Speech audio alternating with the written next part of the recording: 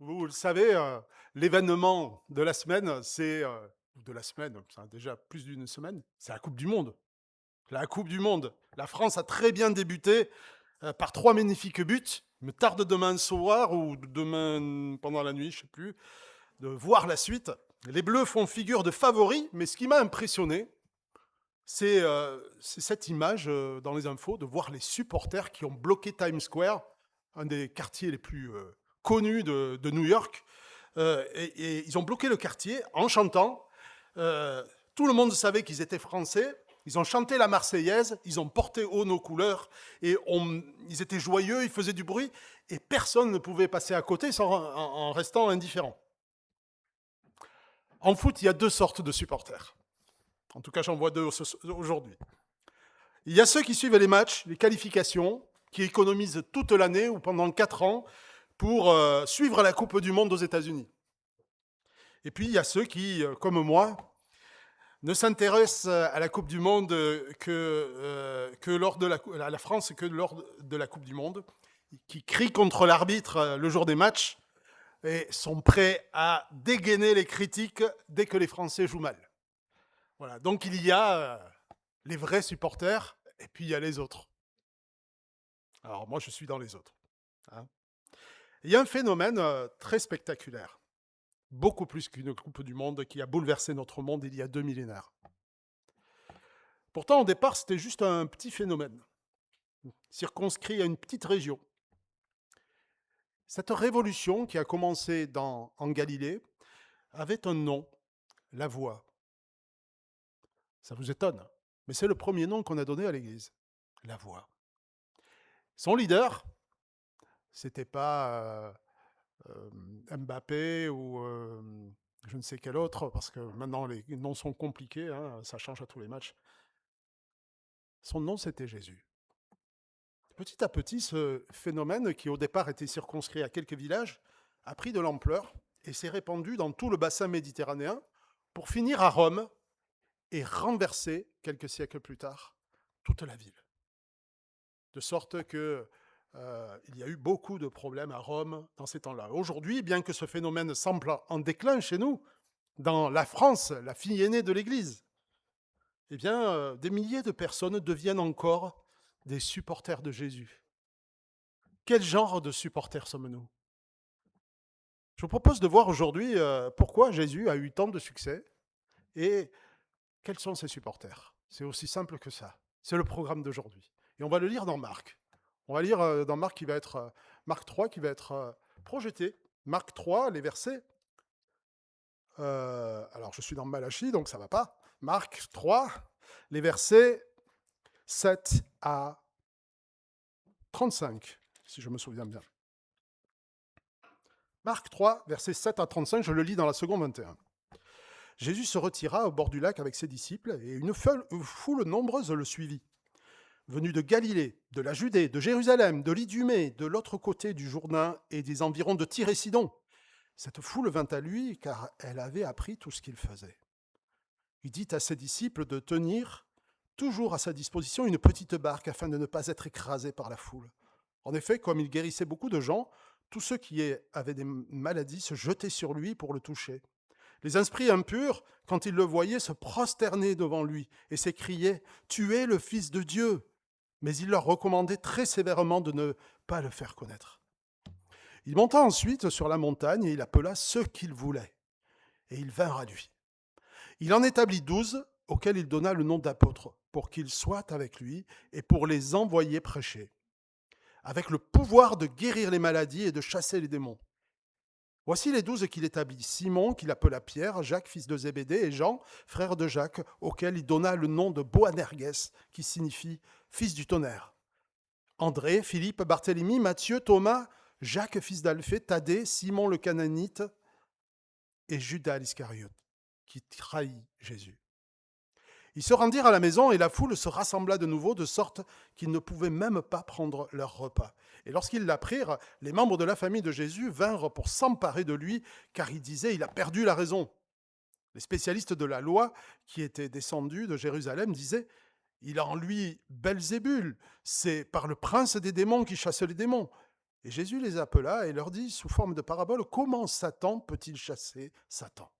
Si un royaume est confronté à des luttes internes, ce royaume ne peut pas subsister. Et si une famille est confrontée à des luttes internes, cette famille est divisée. Ne peut subsister, pardon. Si donc Satan se dresse contre lui-même, s'il est divisé, il ne peut pas subsister, c'en est fini de lui. Personne ne peut entrer dans la maison d'un homme fort et piller ses biens sans avoir d'abord attaché cet homme fort, alors seulement il pillera sa maison. Je vous le dis en vérité, tous les péchés seront pardonnés aux hommes ainsi que les blasphèmes qu'ils auront proférés. Mais celui qui blasphémera contre le Saint-Esprit n'obtiendra jamais le pardon. Il mérite une condamnation éternelle. Jésus parla de cette manière parce qu'il disait « il a en lui un esprit impur ». Sa mère et ses frères arrivèrent donc et ils se tenaient dehors et l'envoyèrent appeler. La foule était assise autour de lui et on lui dit « Voici ta mère et tes frères et sœurs sont dehors et te cherchent. » Il répondit « Qui est ma mère et qui sont mes frères ?» Puis il promena le regard sur ceux qui étaient assis tout autour de lui et il dit « Voici ma mère et mes frères. » En effet, celui qui fait la volonté de Dieu, celui-là est mon frère, ma sœur, ma mère. Jusque-là, la parole de Dieu. Nous verrons dans ce message trois choses. D'abord, pourquoi Jésus est-il si populaire? Puis dans un deuxième plan, qui sont ceux qui suivent Jésus, ou plutôt ceux qui s'approchent de Jésus? Et enfin, nous verrons qui est la vraie famille de Jésus. Je pense que vous voyez ces titres dans le texte que nous venons de lire. Sa renommée de Jésus s'est répandue dans tout le pays, et même au-delà. Le texte nous dit au verset 7, au-delà du Jourdain. Il faut savoir qu'on n'est plus en Israël, au-delà du Jourdain.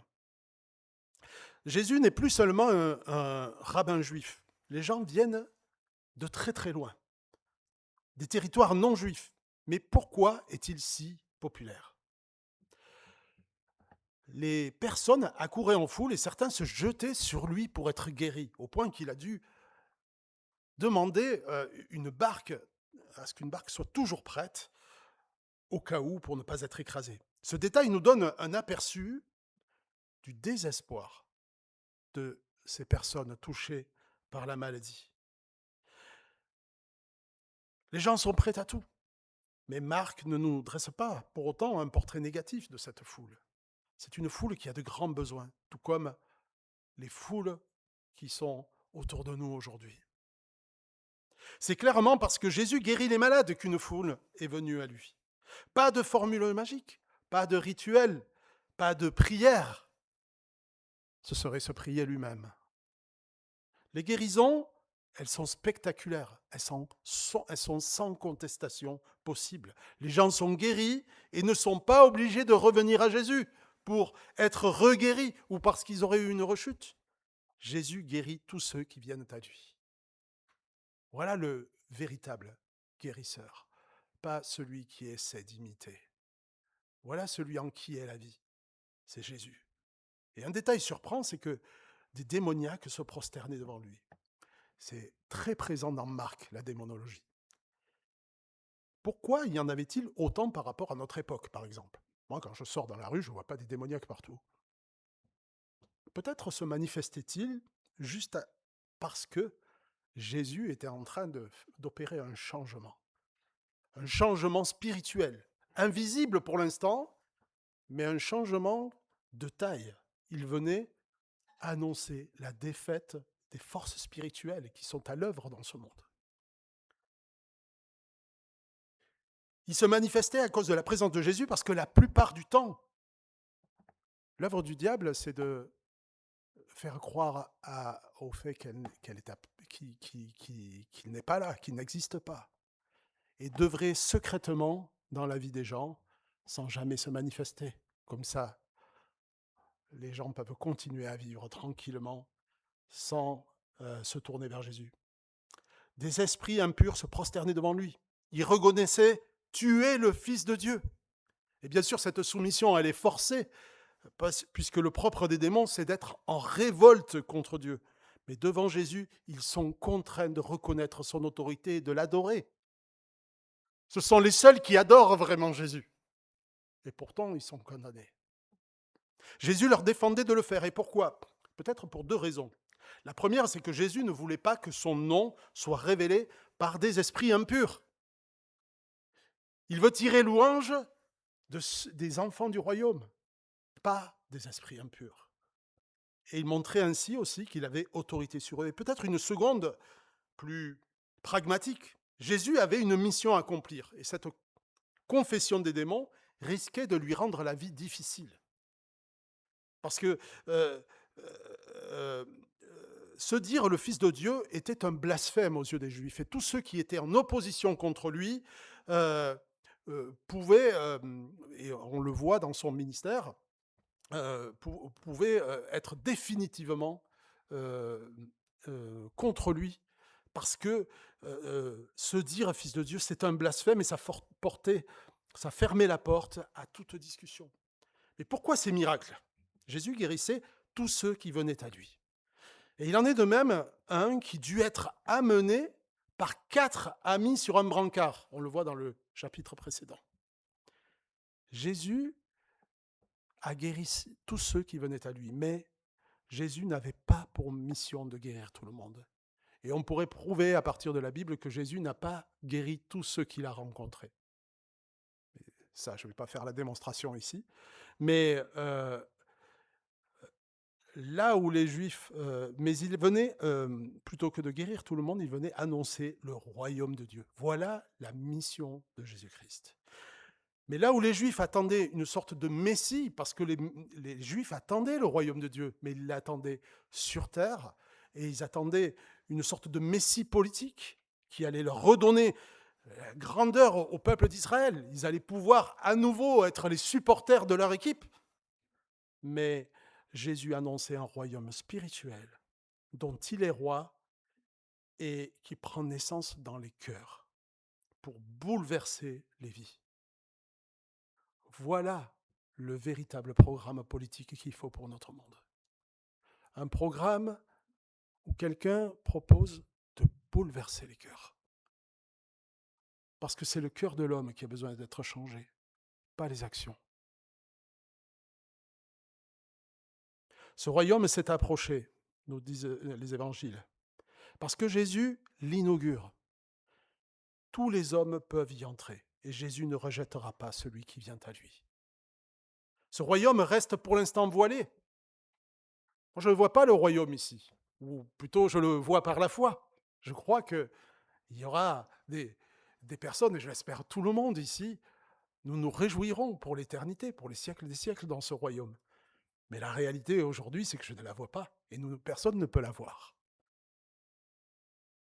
Ce royaume est voilé, il se manifeste uniquement dans le secret des cœurs de chaque croyant. C'est un royaume inébranlable, nous disent les Écritures, qui n'aura pas de fin. Un royaume où le diable et ses démons seront chassés, même s'ils se cachent.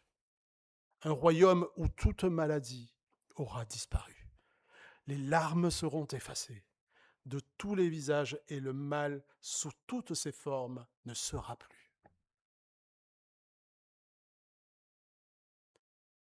Ce serait chouette si on avait un candidat à la présidence qui nous donnait ce programme, n'est-ce pas? Ce président, c'est Jésus. La grande majorité des gens qui viennent à lui viennent pour un seul souci.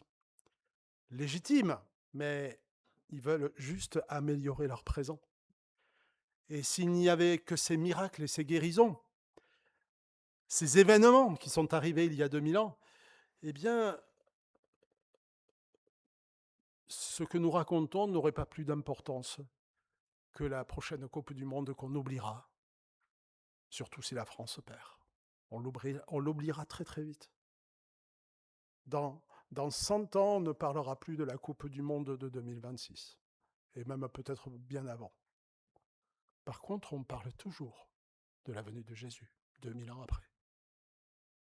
Flavius Joseph, un historien qui a vécu juste après l'ascension de Jésus, entre l'an 37 et l'an 100 de notre ère, a dit de cet homme, Jésus, homme sage, si toutefois il faut l'appeler un homme, était un faiseur de miracles. Il attira à lui beaucoup de Juifs et de Grecs. Et lorsque Pilate l'eut condamné au crucifiement, ceux qu'il avait d'abord chéris ne cessèrent de le faire, car il apparut 3 jours après, ressuscité, alors que les prophètes divins avaient annoncé cela et 1000 autres merveilles à son sujet. Et le groupe appelé d'après lui celui des chrétiens n'a pas encore disparu. Je signale au passage que Flavius Joseph n'a jamais été chrétien. C'était un historien juif. Dans les annales de l'historien romain Tacite, entre l'an 58 et 100, c'est le délai qui lui a été donné sur cette terre, il a écrit la chose suivante, c'est que pour mettre fin à la rumeur qui le tenait pour responsable de l'incendie de Rome, l'empereur Néron fit accuser les chrétiens, c'est écrit noir sur blanc, hein, on a les preuves de ça, vous pouvez le trouver sur Internet. Il fit accuser les chrétiens et les fit persécuter avec une atroce cruauté. 30 ans après la résurrection, ils étaient si nombreux à Rome que leur présence dérangeait, et nombreux sont ceux qui ont approuvé leur persécution. Dans une lettre à Trajan, datée de 112, Pline le Jeune, qui n'est pas non plus du tout pro-chrétien, hein. Alors lui, au contraire, les chrétiens l'embêtent. Il demande à l'empereur quelle conduite tenir à l'égard des chrétiens de Bithynie, c'est-à-dire le nord de la Turquie. Il y est écrit « Il s'engageait par serment à ne point commettre de vol, d'adultère, à ne point manquer à leurs promesses. Après cela, ils avaient coutume de se séparer et se rassembler de nouveau pour manger des mets communs et innocents. » Que s'est-il passé à cette époque? Est-ce seulement des miracles? Il y a un autre témoin, c'est l'archéologie. On a trouvé 5000 manuscrits, pour la plupart quasiment complets, du Nouveau Testament. Et le plus ancien des fragments, on l'a daté de 135 après Jésus-Christ. Et il est conforme en tout point, hein.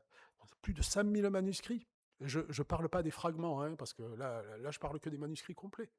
Je crois qu'il y a 20 ou 30 000, peut-être plus, fragments de la Bible et du Nouveau Testament. Ce qui est unique dans l'histoire, et cela témoigne d'une profusion de reproduction à l'époque antique. En fait, c'est unique dans l'histoire de l'Antiquité. En réalité, les preuves d'un événement capital qui a bouleversé le monde sont sans égal dans l'Antiquité. Et encore aujourd'hui, un peu partout dans le monde, et parfois dans des endroits totalement improbables, comme au milieu d'une grande persécution, eh bien, des personnes se tournent vers Christ et ne le renieraient pour rien au monde. Ceux qui suivent Portes ouvertes ont peut-être lu cette semaine le témoignage de Léa Chabiru, qui est au Nigeria, qui est la dernière détenue de ces, je crois, 200 écolières qui ont été enlevées par Boko Haram. C'est la seule qui est encore détenue parce qu'elle n'a pas renié le nom de Jésus. Vous pouvez prier pour elle. Allez sur Portes ouvertes et vous verrez ça. Qu'est-ce qui se passe 2000 ans après? Les preuves archéologiques sont trop importantes pour que l'on puisse nier aujourd'hui encore l'impact de Jésus, mais par contre, on peut se tromper sur la raison pour laquelle le suivre. La plupart le suivaient pour améliorer leur existence. Acceptons plutôt de suivre pour le royaume qu'il a inauguré, en acceptant de délaisser aujourd'hui, pour un temps, les choses agréables en ce monde, mais pour préférer suivre Jésus. Jésus n'est pas un démarcheur. Il n'est pas de ces personnes qui vont vous appeler sur votre téléphone portable pour vous faire changer de forfait. Votre forfait va pas changer, vous aurez les mêmes services, mais ce sera moins cher. Jésus, il n'est pas venu faire ça. Jésus ne veut pas améliorer notre existence. Il ne veut pas changer notre forfait. Il veut changer notre vie. Ce n'est pas un démarcheur. Notre texte nous parle ici de 5 catégories de personnes qui viennent à Jésus. D'abord, il y a les foules qui le suivent pour les miracles, je viens de le dire, et puis il y a des disciples qui sont présents, omniprésents au début, et puis parmi eux, Jésus en choisit 12. Il y a une catégorie étonnante, ce sont les démons qui viennent à lui. Et puis enfin, il y a les chefs religieux et sa famille. 5 catégories, mais c'est mon deuxième point. Qui sont ceux qui suivent vraiment Jésus? Dès le début que Jésus se retira de l'autre côté du lac avec ses disciples. On peut se poser la question, pour ceux qui ne le sauraient pas, qu'est-ce qu'un disciple? Un disciple, c'est quelqu'un qui suit un maître, qui l'écoute et se soumet à son enseignement. Il le fait volontairement, personne ne l'a obligé.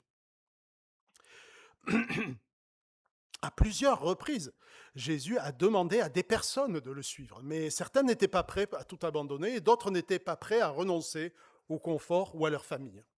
Mais il y en a quelques-uns qui ont été appelés et qui sont venus, ils ont tout lâché, instantanément. Et ce sont plus particulièrement les apôtres. Au verset 13, nous voyons qu'ils montent sur une colline et notre texte nous dit il appelait qui il voulait. Qui il voulait.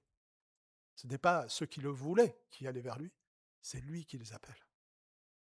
Et ils le suivaient, même si cela impliquait pour eux de changer leur vie. En général, les disciples, ce sont eux qui choisissent leur maître, mais ici, ce n'est pas le cas. Aujourd'hui encore, c'est Jésus qui décide. C'est Dieu qui appelle à le suivre et à le servir. On ne devient pas disciple parce qu'on le veut, mais parce que Jésus appelle. Et parmi ces personnes, Jésus donc en désigne 12 auxquels il donne le nom d'apôtres. Qu'est-ce que c'est qu'un apôtre? Ce sont des représentants. Ils auront pour tâche d'être ces envoyés, ces représentants pour décupler l'œuvre terrestre de Jésus. Et ils poursuivaient la mission donc, que Jésus a commencé, à savoir annoncer le royaume qui vient. Et pourquoi 12? Pourquoi 12? Pour faire écho aux 12 tribus d'Israël.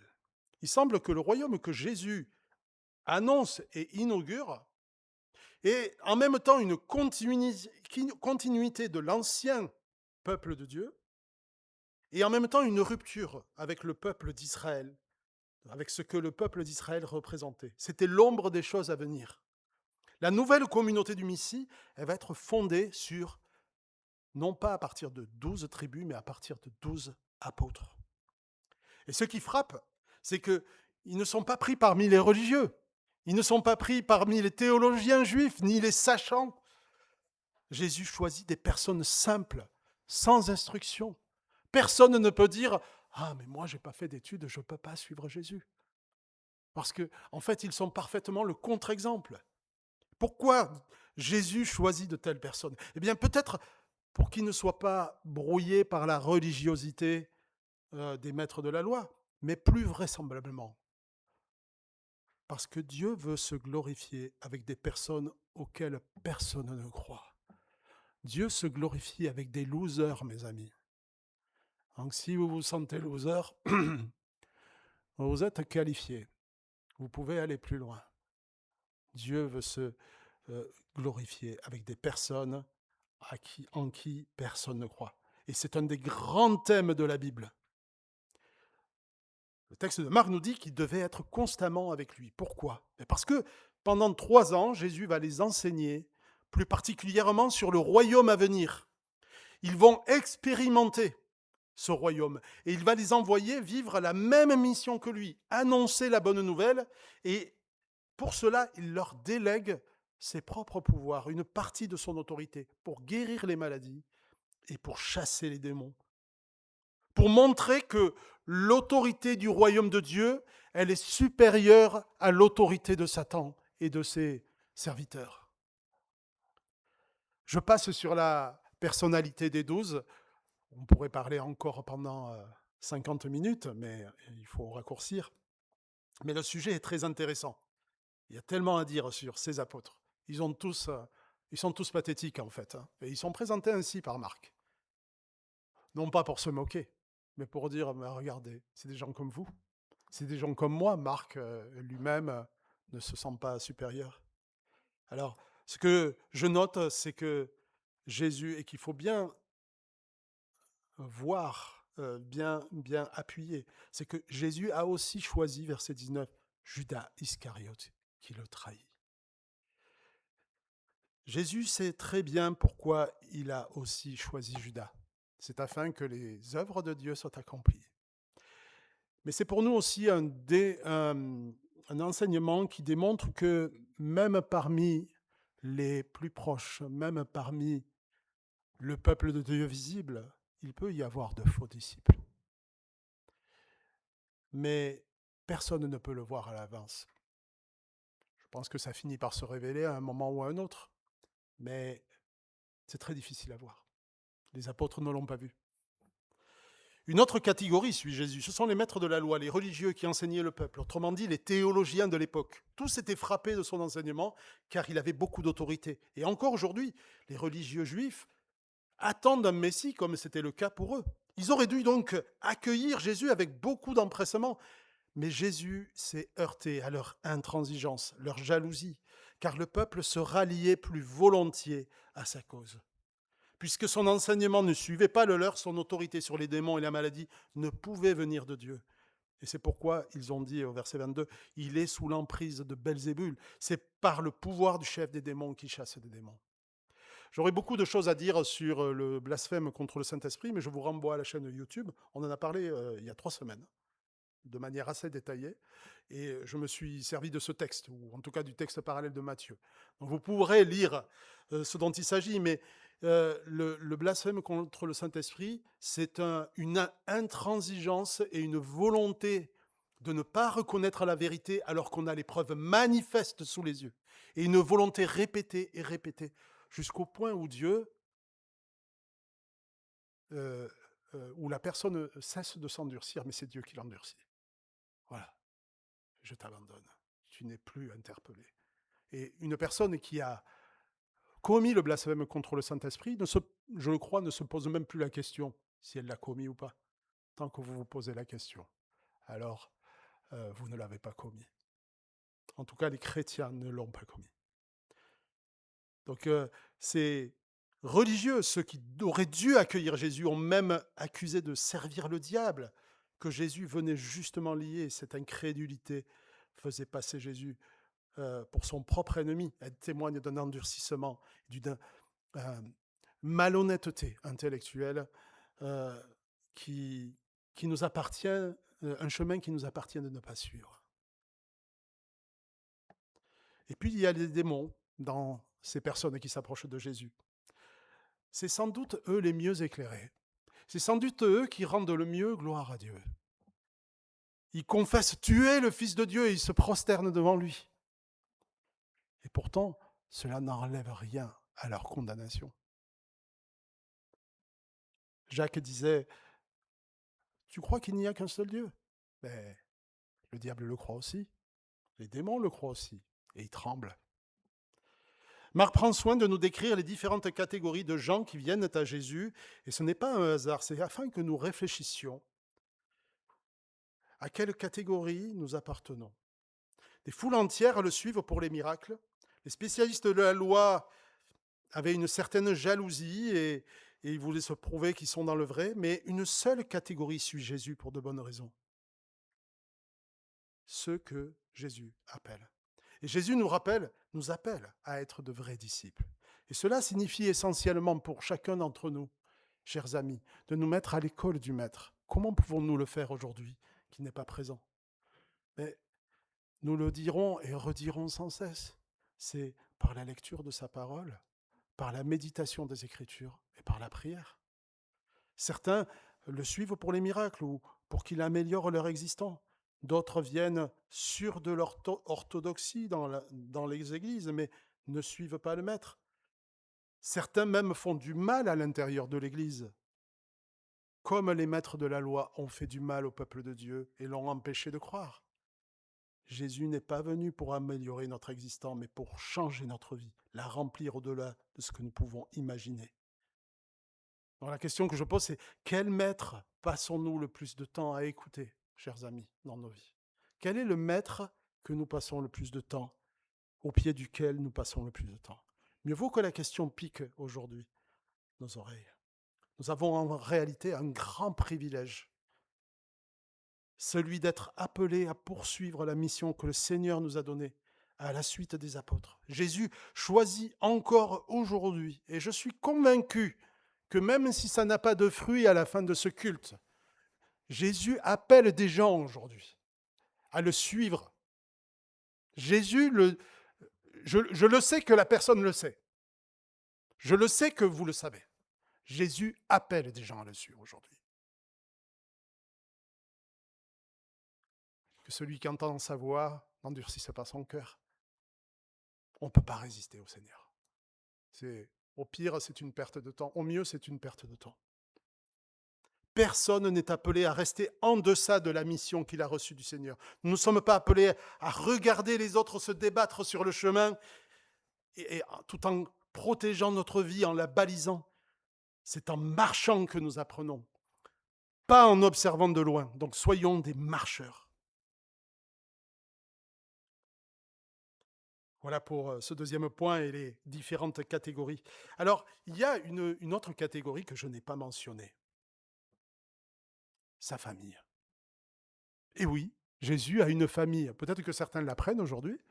Euh, Contrairement à ce que pensent certains, bon, je ne vais pas dire à qui je fais allusion, mais Marie et Joseph ont eu des enfants. Hein. Marie n'est pas une femme immaculée qui n'a été touchée par aucun homme et qui n'aurait pas eu d'autres enfants que Jésus. Certes, Jésus n'était pas de Joseph, il venait du Saint-Esprit, nous le croyons dans cette Église, mais par voie naturelle, Marie a eu d'autres enfants, et c'est bien de cela dont on parle ici. Jésus avec donc des frères et sœurs, mais ce que nous révèlent les évangiles, c'est qu'ils ne croyaient pas en lui. Ils l'ont vu grandir. C'est peut-être ce qu'il y a de pire, en fait. On en parlait, je crois, hier. C'est de grandir au milieu de la famille de Dieu, mais ne pas savoir qu'on est perdu. On a l'impression qu'on fait partie de la famille, mais on n'a jamais accepté Jésus comme Seigneur, parce qu'on a toujours baigné dedans. Et c'est un petit peu ce qui arrive à la famille de Jésus. Nous sommes ici devant une scène spectaculaire. Imaginez, les détails sont là, la foule se presse jusque devant la maison. Il y a des gens, alors c'est dans le chapitre précédent, mais ils défont le toit de la maison pour rentrer quelqu'un avec un brancard. Si on vous dézingue votre maison de cette manière-là, il y a de quoi se mettre en pétard. Hein. Et non, Jésus, les apôtres prennent un peu de repos pour un repas et la foule se presse. La maison est pleine à craquer. Il y en a même qui sont... voilà, Jésus et ses disciples sont tellement occupés à répondre aux besoins de la foule qu'ils n'arrivent même plus à manger.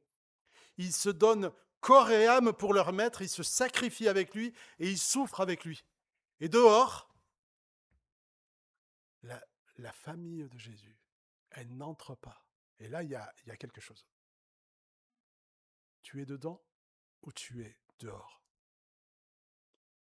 Elle le fait appeler. Le tumulte que Jésus a provoqué par son enseignement, ses guérisons, ses exorcismes, a fini par les atteindre. Ils veulent le ramener à la maison de force, parce qu'ils le pensent fou. En fait, c'est l'honneur. Vous savez que dans les cultures, c'est encore le cas en Afrique, mais aussi dans certains pays de Proche-Orient, l'honneur de la famille, c'est très important. On appelle ça la culture de l'honneur, hein, je crois. L'honneur de la famille est en jeu. Or, Jésus est en train de devenir une source de honte pour les siens, pour sa propre famille. Et ils veulent mettre fin à cette situation. Et il y a là un contraste. La famille de Jésus se tient dehors, ils ont honte de lui, et ceux qui se tiennent à l'intérieur se débattent pour servir le maître. Cela me rappelle une histoire dans l'introduction de son livre Connaître Dieu, John Spacker dit la chose suivante. Il était une fois un groupe de personnes confortablement installées au balcon d'une auberge, qui regardaient passer ceux qui voyageaient sur le chemin en contrebas. Ceux du balcon prêtent l'oreille aux conversations de ceux qui passent et bavardent. Ils bavardent avec eux, se livrent à des commentaires sur leur façon de marcher, parlent même de la route. Comment se fait-il qu'elle existe ou peut-elle bien mener, etc. Mais toutes ces questions sont pour eux théoriques puisqu'ils ne sont que des spectateurs. Les voyageurs, au contraire, ils ont à faire face à des problèmes qui, tout en ayant un côté théorique, n'en sont pas moins essentiellement pratiques. Des problèmes du genre « mais par où faut-il aller ? Comment y arriver ?» Et des problèmes qui n'exigent pas seulement un savoir théorique, mais aussi un esprit de décision et d'action. Ceux du balcon, les spectateurs, et ceux de la route, les voyageurs, ont beau avoir le même domaine de réflexion, mais leurs problèmes et leur vision des choses diffèrent. Les marcheurs de la vie chrétienne savent que la vie avec Christ, elle n'est pas exempte de tentations, d'épreuves. Ils savent aussi qu'à cause de Christ, on peut parfois expérimenter des choix douloureux, assumer des moqueries, accepter d'être marginalisé. Peut-être que un jour vous avez dit, ou vous avez osé dire, tiens, moi je suis chrétien, et on ne vous parle plus à cause de ça. C'est des choses qui peuvent arriver.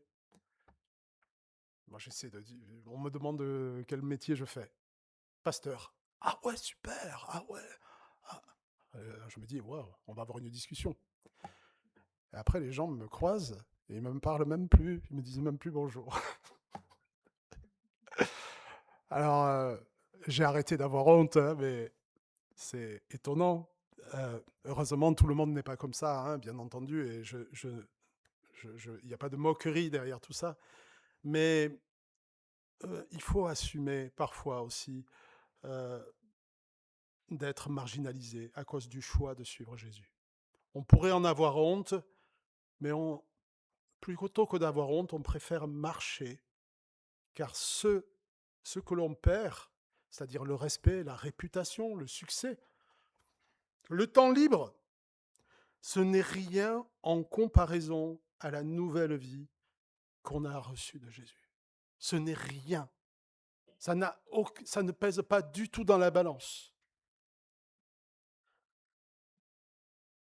Alors qu'on appelle Jésus pour le prévenir que sa famille l'attend dehors, voilà qu'il répond cette phrase qui pour moi est peut-être la plus importante de ce passage. Elle est comme un coup de poignard. Verset 33, il répondit, « Qui sont ma mère et mes frères ?» Et promenant les regards sur ceux qui étaient assis, en cercle autour de lui, il dit, « Voici ma mère et mes frères, car celui qui fait la volonté de Dieu, celui-là est pour moi un frère, une sœur ou une mère. » Chers frères et sœurs, ne nous y trompons pas, nous ne sommes pas appelés à être des chrétiens de balcon ou des chrétiens de salon ou des théoriciens de la vie chrétienne. La vraie famille à laquelle Jésus nous invite, c'est une famille qui fait la volonté du Père. Jésus disait, ma nourriture, c'est de faire la volonté de mon Père. Là était sa joie. Il était tellement imprégné, habité par cet objectif qu'à l'heure d'offrir sa vie, au moment où il allait être arrêté, sachant que sa mort était proche, bien qu'ayant prié par 3 fois que cette coupe s'éloigne de lui, il a préféré dire, « Père, non pas ce que je veux, mais ce que tu veux. » Nous ne devons pas nous étonner que nous soyons en face de la même question dans toutes les décisions de nos vies. Non pas ce que je veux, mais ce que tu veux. Car Jésus veut de tels disciples qui ne font pas ce qu'ils veulent, mais ce que Dieu veut. Et dans le secret de nos cœurs, maintenant, ou dans le secret de nos semaines, en privé, nous avons toujours cette même question. Non pas ce que je veux, mais ce que tu veux.